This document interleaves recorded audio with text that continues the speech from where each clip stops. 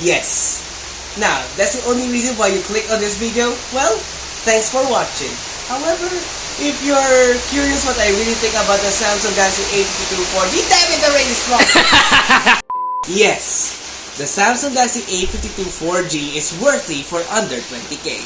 Now, if that's the only reason why you click on this video, well, thanks for watching. However, if any of you are curious to see what I really think in detail, please continue watching. Okay, what I have here right now is the Samsung Galaxy A52 4G. Now, I am aware that the Galaxy A52s 5G actually exists, but there are a few reasons why I bought this one instead of the Galaxy A52s 5G. I'll be talking about those reasons later, but first, let's start first with the unboxing. When we bought this phone in MOBILEWORLD, links in the description below, please check them out, they're very friendly. A sales representative from Samsung actually opened the box for us. Seed unit po. Unbox ko na sir. Yung LTE lang sa ano sir? 79. That's na kami, deliver mo kuya. Yes, mother. Tapos, inclusion niya po sa loob, meron siyang kasamang clear case. Ito po. Okay.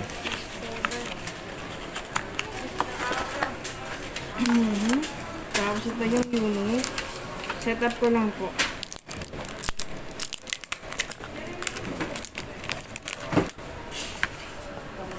Tapos, adapter Type-C cable.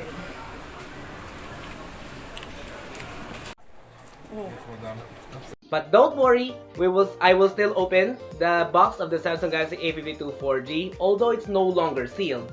But I'm more than happy to show you what's inside of it in the next part of this video, which is the unboxing video. The design of the box is simple. It's a white box with a device name on top as well as the phone itself. This image can differ depending on the color of the phone you have purchased. In our case, it's the awesome black version. Therefore, the image shown on the box is also colored in awesome black. Inside the box is the phone itself, the 15-watt charging brick and cable, a flip case, some documentation, and finally, the SIM ejector tool. Like most phones released today, there are no headphones inside the box. Before we begin, roll the spec sheet.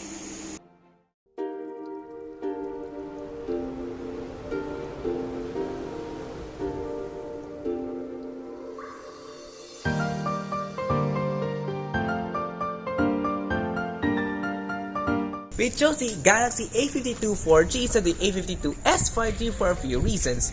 The first reason is that 5G LTE is going to be commonplace in the future, and that 5G LTE right now is still a little immature, and as long as the speeds are reliable and it's pretty stable, it doesn't disconnect quite easily, I think most Filipinos will be fine with it. In fact, majority of us still use 4G LTE and we're fine with it. I think 5G LTE right now is just a gimmick for most phones right now. And as well as in the future, the name 5G in most phones will become meaningless. It will become a normal feature in the phone nowadays, just like when 4G was first introduced. Second, our budget isn't sufficient enough for the Galaxy A52s 5G, so we have to sell for the A52 4G. We also need a replacement for my dad's Oppo A9, and that's what we have in our budget right now. The A52 4G offers two things that are quite rare for 20k, which are the OIS feature that stabilizes video and the IP68 rating, which makes your phone water resistant for up to 30 minutes, according to Samsung's website. The Samsung Galaxy A52 4G comes with a 6.5-inch 90Hz AMOLED panel that's quite bright and colorful. This display also allows for the inclusion of the in-display fingerprint scanner as well as the always-on display, which shows different notifications and the clock while on standby. This feature is currently exclusive for AMOLED panels thanks to the rich color structure and individual lighting of pixels, unlike IPS LCDs which use a backlight that have lower color accuracy. This means, in an AMOLED panel, blacks are really black and colors are vibrant or highly accurate. AMOLED panels also consume less battery. If you're using the phone outside, so as long you're not viewing directly below sunlight, the screen is still viewable and is bright enough for the eyes to see. Though the screen is now a little darker and colors now are a little less vibrant, but still is good enough to be considered AMOLED quality. If you're outdoors on a hot sunny day, turn the brightness up, but remember, turning the brightness up for prolonged periods of time can damage the screen, heat up your phone, and potentially cause screen burn-in or retention that's hard to fix, especially if it's on the hardware side of things. The phone has a simplistic look and comes in 4 colors, all named under the marketable awesome prefix: black, blue, violet, and white. Our unit comes with the awesome black color and it feels premium and stylish in the hands. The back is a fingerprint magnet though, so slapping a case might help avoid smudges. At the right side of the phone are the volume rockers and power button that also functions as a mildly irritating Bixby button. I wish Samsung could have removed it, but this is Samsung we're talking about. Of course you have to implement that. The left side is clean, so where's the SIM card slot? Oh, it's actually located at the top of the phone, where the hybrid SIM card slot along with the microphone is located. The bottom is a little busy as this is where the USB-C port, single firing speaker, as well as the headphone jack are located. There's also another microphone sitting next to the USB-C port for noise cancellation purposes. At the back of the Samsung Galaxy A52 4G is a 64MP main camera, a 12MP ultra-wide, a 5MP macro, and finally a 5MP depth sensor. At the front of the Samsung Galaxy A52 4G is a 32MP selfie camera on a dot notch. I'm glad to see Samsung actually increase the resolution of the macro and depth cameras even by a little.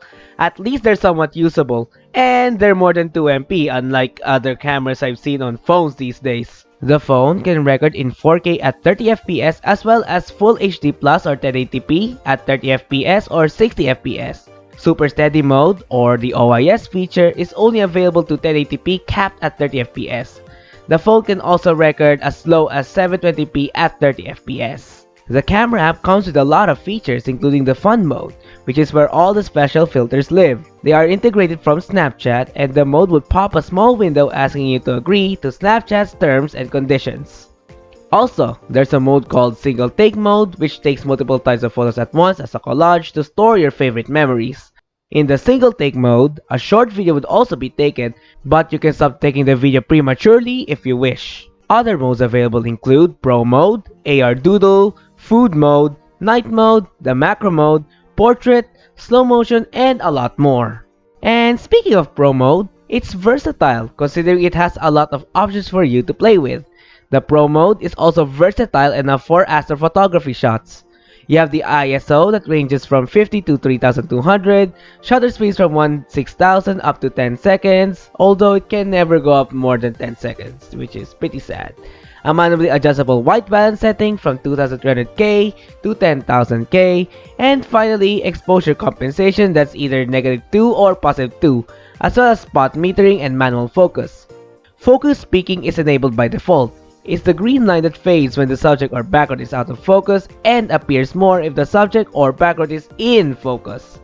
You can also change the lenses, from the standard lens to the macro lens. Similarly, there's also the Pro Video mode which has the same or almost similar settings as the Pro Photo mode, so there's not much to explain there. For the photo test, let's start first with the 64MP main camera. Photos taken during the daylight using the main camera have an amazing color reproduction, very good contrast, and brightness, and is also overall sharp. Though I did notice that the images can turn out slightly saturated, but this can be neglected as it does not destroy the overall image. The pixel binning technology is shown off when zooming in, as the images return sharp with little noise even when zoomed in. It's not over sharpened to a point everything looks like there's too much stitching, and overall it's pretty usable whether day or night, so as long there's enough light. When there's not enough lighting, the camera suffers from significant quality loss, noticeable in totally dark areas. Although I don't see this as a negative as this is just how a camera works. With lower lighting, there will be less details and a lot more noise. However, if you're taking a night shot with ample lighting using the main camera, the quality is much better. Although the phone overprocesses the images, making them more vibrant than they actually are. Thanks to quad bare pixel binning, zooming in during the night shows less pixels. The image taken is actually 16MP in size, but thanks to pixel binning, like I said before, these 16MP images are processed into 4, resulting in a less noise, higher detailed image in a 64MP quality. Photos taken with night mode using the 64MP camera obviously produce higher quality images than simply taking photos with a regular auto mode. Although, I don't like the overall saturated photos the phone has taken. An untrained eye will see this as beautiful though, and if you're posting on social media, it's more than enough since it did produce a bright image but also slightly over-sharpened for my taste. It's not a flagship and you should not expect flagship levels, but it's clearly more than enough for social media as I said before. There are 4 cameras at the back, including the 12MP ultra-wide camera, so obviously I will test that one out as well.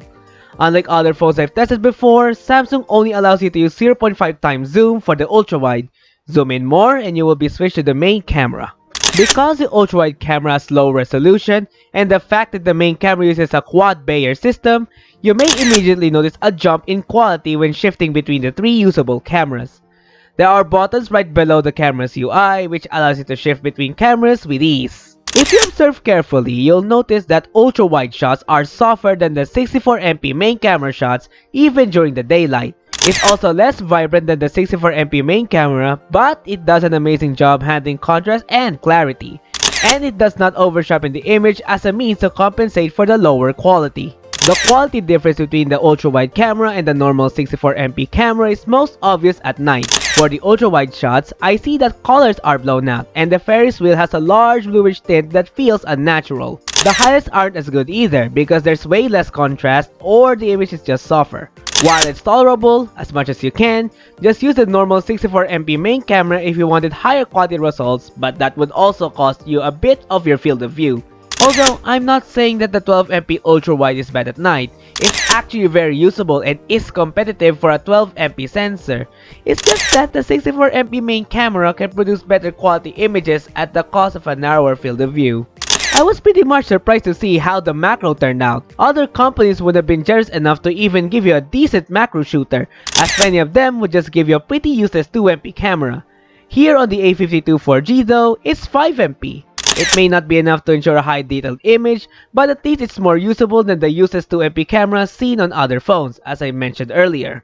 The macro camera activates upon hitting 2 times zoom, and this camera can be digitally zoomed up to 10 times. The way quad Bayer works is that an AI algorithm digitally crops an image in order to preserve quality. This is noticeable when zooming in twice. As expected, the photo quality is more on the softer side of things. It also has a much cooler temperature in comparison to the main and ultra-wide cameras. For 5MP though, the quality is impressive but you shouldn't expect so highly of it. The noise is less noticeable if there's enough light, although from what I can see, the camera app tends to over-sharpen the image so much that I can notice a lot of grains. It's enough for a Korean buffet. I pushed the macro to the limits by jumping straight to 10 times zoom. I'm surprised that, even without a telephoto camera, this 5MP macro managed to capture a still identifiable object in the image. It's not high quality though, and you can see the phone over-processing the entire image before actually giving it to you. It's not a periscope per se, but let's just say that it's a poor man's version of a telephoto camera. Like the other lenses, the macro camera completely suffers from areas with little to no light and is far more evident here. On a normal night shot however, it's somewhat passable. Certainly not the best quality and there's a high level of over-sharpening here and there. Zoom in and the noise also becomes more obvious. I do like the color reproduction though. It's saturated enough to be realistic but not insufficient or overflowing to the point of unrealistic colors, unlike how the main camera processes the image. Portrait mode is done through the camera's main lens and is processed through the gimmicky 5MP depth sensor. What I like about this is that the bokeh effect can be adjusted even after taking the photo. Other phones will not allow this unless they are a flagship phone. Portrait shots turned out to be nice and natural, unlike others which feel like they just applied a plastic light blurring effect that can easily be done through Photoshop. The main sensor can identify which is the subject from the background accurately. It's not perfect, but it's pretty accurate and is mostly a hit. Even in darker areas, it managed to identify the person who is the subject from the background, without also accidentally blurring out the little things like sleeves and hair. Details are so sharp you can see even small objects. The front camera also supports a portrait mode that was achieved thanks to AI algorithms. These portrait shots don't feel artificial, and the camera does a good job of separating the subject from the background without the need of a gimmicky depth sensor. It's usable for one person, but having more may lead to unwanted effects. Selfies are surprisingly still a thing, and while manufacturers don't give them a lot of attention than they used to be, they are still viable for capturing the moments you, your friends, and family members deserve. I tested the front camera both in the day and at night. This is a 32MP sensor that's unusual considering most phones at this price range would give you a 16MP sensor. This phone's sensor is double than the usual ones. The daylight shots turned out to be pretty good. Not for a 32MP sensor, but it is enough to what I call generally good. The image is a little soft even during the day, but there's little to no noise upon normal observance. The color reproduction needs some improvement as our skins look pale. The quality of the front camera is much worse at night, despite it being a 32MP sensor. When I said colors are paler during the day, it's now even paler at night. Also, grains are now much more visible, and the colors are a little soft for my taste. The front camera really needs improvement, but it will do for social media posts or TikTok videos. The phone can take video up to 4K at 30fps. There's OIS but only for the main camera, and you're stuck with 1080p at 30fps and you couldn't zoom in or zoom out either. You can record in all three cameras. Okay, so I'm using the Samsung Galaxy A52 4G. I'm surprised it's still around. Right now I'm using the OIS feature, which is kind of rare even for a price of 19K. Right now my voice might be muffled because I'm wearing a mask. So I apologize for that. So as you can see here, it's steady. It's using the OIS feature. As I said, it's rare for a phone priced under 20K, even for today's standards. As you can see, as I move it, it's steady. I move it up and down, it's steady. Right now I'm walking as if I'm recording with a professional video camera. Quite amazing too. So right now the quality is full HD, which means only 1080p. You cannot record this super steady mode or OIS mode in any other resolution. It's steady only at FHD plus at 30 fps. So that's all for my super steady video. It's actually pretty bright, pretty smooth, and most importantly, it's steady, which is quite rare, like I said before. You can also record in 4K using all the lenses, though the ultra-wide and macro cameras do not have OIS, or also known as optical image stabilization. Electronic image stabilization is only available for 720p and 1080p at 30fps for all lenses. FHD at 60fps is only available for the main lens, and EIS cannot be enabled or disabled here, and it does not have stabilization whatsoever. The 720p record is questionable, and that's me being friendly. For some odd reason, there's some constant shaking as if an earthquake just happened, and I'm barely moving too. Thankfully, this is during the day, so the quality deterioration is not as obvious or as substantial in comparison to higher quality video capture. Audio is okay-ish to say the least. I wouldn't still recommend it, as even 1080p is pretty much normal nowadays. 1080p at 30fps is the standard for video taking nowadays. The quality is standard, nothing too shabby or unique in comparison to other phones with the same price range. Nothing much to say here really, except the sound, where it actually sounds quite decent, as if I had a microphone set up. There's a bit of sharpening on the sides of the video, and I did notice that there's a bit of fuzzing even with the gentlest movement. Still, it's usable under normal conditions if you aren't that choosy. The previous video I showed earlier does not have OIS. However, this time I activated it. Take note that OIS is capped at 1080p at 30fps and nothing more. You also can zoom in or out using this mode. It is activated through a button at the top center of the camera app. The optical image stabilization works pretty well, although if you violently move, the video will slightly become distorted, but overall the OIS works well if you are moving or walking normally. Yes, even when you're running or moving rapidly, the OIS will still manage to take the video smoothly as if you're walking just gently or just normally, like I said earlier. OIS videos take a toll in quality in contrast to a video without OIS at night. And it's not subtle either, it's actually pretty much unusable at night. Colors are washed out, the video is very soft, and it's very grainy. If all you want is to make your video steady and you don't worry about quality differences, then this is okay. The phone can also record in 4K, but you're stuck at 30 FPS and no OIS. 4K video has more pixels, therefore requiring more data for each pixel, and thus increasing video size. Normally, I wouldn't recommend using 4K unless you are filming something big or significant, as it will take a large chunk of your available storage left, as well as upload speed and data. One thing's for sure though, the quality of the 4K video is more true to life than the others. It's not as over-sharpened as the FHD videos, and the color accuracy is also much better. In terms of audio, it's slightly clearer, but the difference is subtle. There's also less stitching, and you can see a minimal amount of artifacts. The same is true for the steady video. The front camera can, surprisingly, also record up to 4K, wherein other phones of similar price tags couldn't. Nice! However, as a 32MP sensor, it's a little underwhelming. Its resolution is lower than the 64MP camera located at the back and has no form of stabilization, not even EIS. The quality of the video using the front camera is a little pale. My skin is also a little whiter than usual, and there are fewer details to be seen here. Although, I'm a little surprised that the video is actually steadier here even without stabilization. I was walking normally too.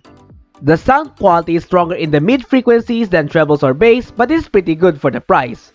The field of view is narrow, and I already am stretching my arms as far as I can, yet the camera still feels very close.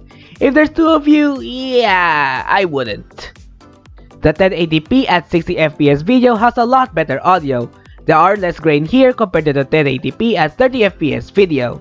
The colors look paler here because I'm recording at direct sunlight, but as expected, the quality of the front camera isn't as great as the main camera. The two most likely use different kinds of sensors. The higher the quality you select, the better it gets. That's true for the 4K video at least. Because it has no OIS, the video has a lot of jagging and shaking, as if the phone is trying to match each pixel piece by piece quickly and fails to catch up every time. In other words, there's stitching present. Other than that tiny nitpick, the audio and video quality of the 4K video is a lot closer to life and is more color accurate.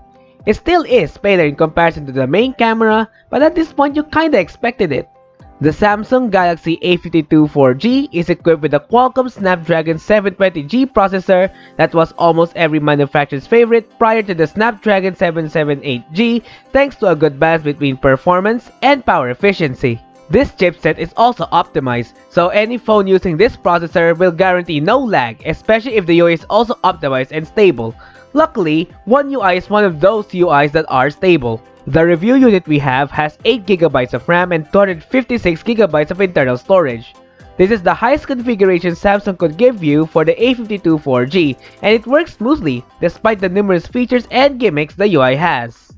On these performance tests, the most logical thing to do, of course, is to run benchmarks such as AnTuTu and Geekbench. Also, I downloaded PCMark for battery benchmarking purposes, and let's see how long the battery lasts with it. According to AnTuTu, the phone had garnered a score of 313,203 points, which isn't too bad for a phone that uses a year-old processor.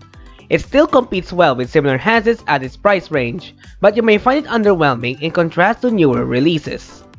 Meanwhile, Geekbench gave the phone a score of 1661 points for the multi-core performance, and 542 points for the single-core performance. For the GPU, Geekbench gave the phone a score of 1067 points for the Vulkan test and 1204 points for OpenCL. OpenCL is a little less demanding in comparison to Vulkan, so it should not be a surprise to see a slightly higher score for it versus the Vulkan score. The scores are not too bad, but nothing to be amazed about. Still, it's a one-year-old processor that still kicks to this day. The phone did surprisingly well, defeating the Poco F1, a phone that supposedly uses a more powerful Snapdragon 845 chip. Benchmarks don't actually help determine the performance of the phone in reality, but rather it helps us determine how the phone would have performed if it was set in a real-life scenario. It's like in an exam where they grade your papers on the exam, and that's how they determine on how smart you are on that particular subject. Now, speaking of real-life performance, how does the Samsung Galaxy A52 4G perform in real life? Starting first with the gaming test. Mobile Legends is probably one of the most popular mobile titles in Southeast Asia, including the Philippines. It's also one of the most basic games one could play on a device, as it doesn't require that much specs, as even budget phones like the Cherry Mobile Aqua S9 can run it with little to no problems. With that said, the game started on ultra graphics by default with HFR and HD mode enabled. That just goes to show that the Snapdragon 720G is more than enough to run these games very smoothly. And yes, with the beautiful vivid AMOLED panel of the Samsung Galaxy A52 4G paired with 8GB of RAM and Snapdragon 720G, the performance of the game ran super smooth with almost no lags considering its raw gaming performance. Almost everything looked vibrant and the HFR mode worked quite well with it. There's also a normal amount of heat dissipated by the phone that's only quite noticeable if you're playing for longer periods. Thanks to the SD720G's power efficiency, I almost forgot I was doing a review here, as I quite enjoyed every round I played with the phone. In terms of sound, the phone managed to keep up with the intense team fights during the mid-game partly because of how Mobile Legends is probably the least demanding of all the games I've tested with the phone. Overall, it's a fun and pleasurable experience that makes you forget that your phone is probably dead from playing from super long hours. Make sure to charge that phone before your next round.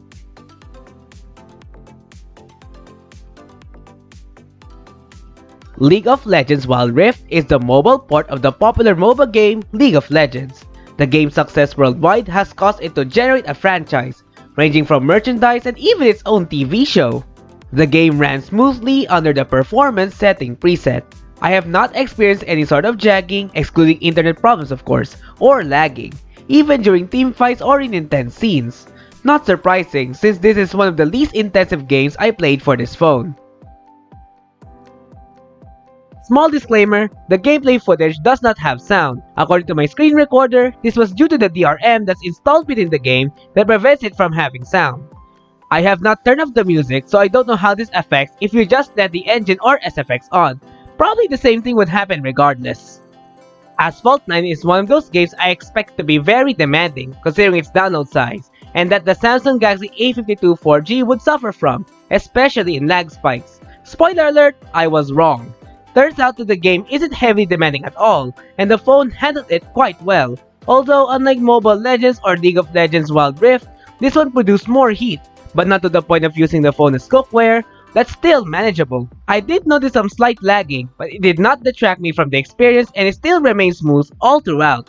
I used the game's performance mode setting so that I can churn out most of it. Unfortunately, this is the best that it can go, and there are no other graphic settings available for it other than the normal mode.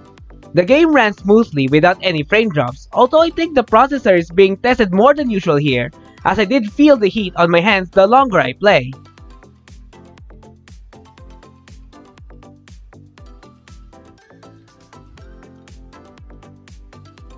PUBG New State is one of the newest and most hyped games available for mobile. It's essentially the original Battlegrounds but set in the 2050s. Anyone familiar with PUBG should feel right at home with New State as the gameplay is pretty much identical. This game is much more demanding than PUBG in my observation and heats your phone faster than the latter game. The game lagged on high graphics with very high refresh rate, as expected since this is one of the most demanding games I've tested with the phone. In the recording, the lag is quite blatant, and in my gameplay experience, there's frame skipping and the phone couldn't quite catch up with the action. Basically, these graphic settings are not recommended if you wanted a smoother experience. Going lower is much more ideal, as the graphics are already quite good for a mobile game. This is also one of those games that takes advantage of the 90Hz refresh rate as well as the AMOLED panel that the phone possesses. I tested Call of Duty Mobile using two different graphic setups. The first one I used was very high graphics with very high refresh rate. Under all very high settings, the game worked fine and smooth, so these graphic settings work well for multiplayer mode. I quite enjoyed playing Call of Duty, and with the 90Hz refresh rate, sliding right and left felt smooth and motion blur is less noticeable. I also tested the game under max refresh rate, as per the game's recommendation, but I toned down the graphics to high so that the game would still run smoothly. Unfortunately, this wasn't the case, as the game suffered from FPS lags and frame drops. This isn't from the recorder either. I'm not sure if the max refresh rate is applicable to other modes, but for multiplayer, all very high settings is the most optimal for a smooth gaming experience.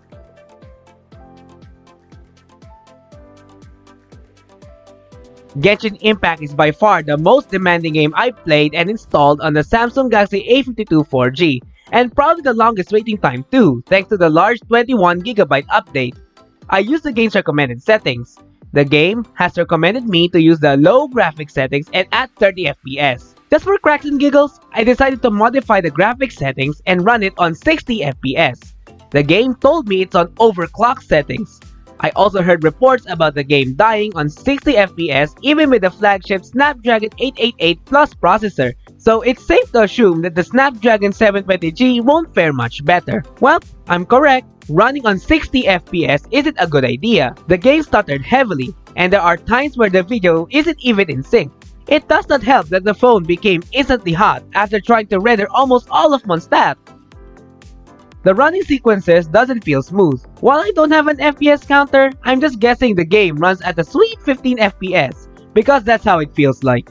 After torturing the phone for a while, I switched back to 30 FPS with the game's recommended settings, and it ran smoothly, just how it should be. The phone has a 4500 mAh battery with support for up to 25 watts fast charging. This charge rate is a little underwhelming given the price, since there are other phones like the Realme GT Master Edition that can charge for up to 65 watts for nearly the same price. To test the battery endurance, I use a benchmarking tool called PCMark for Android.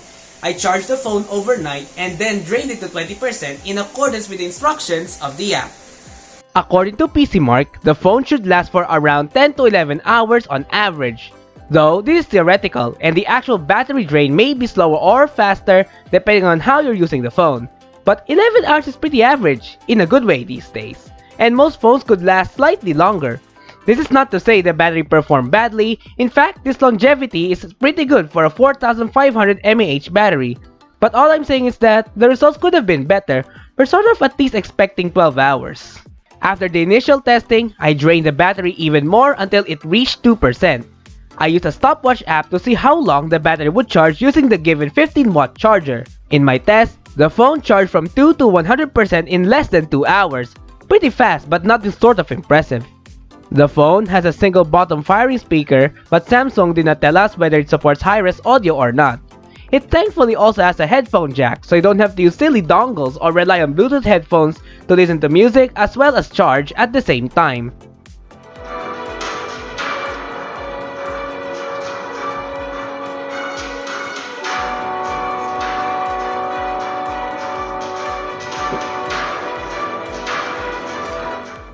Okay, I'll be honest here. I'm no audiophile, but let me tell you almost immediately, I fell in love on how the sound quality felt on this phone. It is one of the best I've heard in a mid-ranger for a long time. The bottom firing speaker is loud but not deafening, and has strong frequencies with a crystal clear bass and a watery feeling sound. It works so well for both music and videos or movies. With a bright and colorful display and top-notch sound quality, it feels as if you have a portable theater on your hands.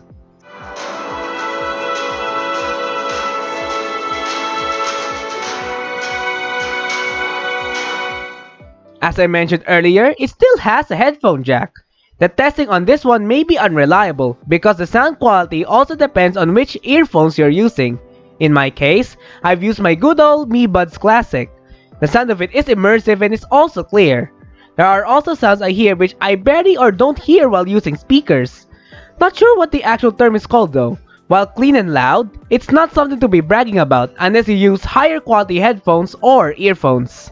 The Samsung Galaxy A52 4G, despite being 4G only, is still a worthy contender even for today's standards. The phone is balanced in all respects, and it has numerous features that are rare for similarly priced or slightly more expensive handset. Where else can you find an IP68 rating and OIS together in a higher mid-range? Probably nowhere. Even if the Samsung Galaxy A53 is arriving and that the A52 siblings have 5G, this one is still highly competitive against other phones of the same class, such as the Redmi Note 11 Pro 4G and the Technophile 18 Pro, so all in all, it's a worthy purchase. Thank you so much for watching this long and overdue video. Timestamps are available in the description below, as well as the pinned comment. If you like this video, please press the like button. However, you're also free to dislike. Any form of feedback is appreciated. Once again, my name is Raphael and I'm a Technophile. See you soon!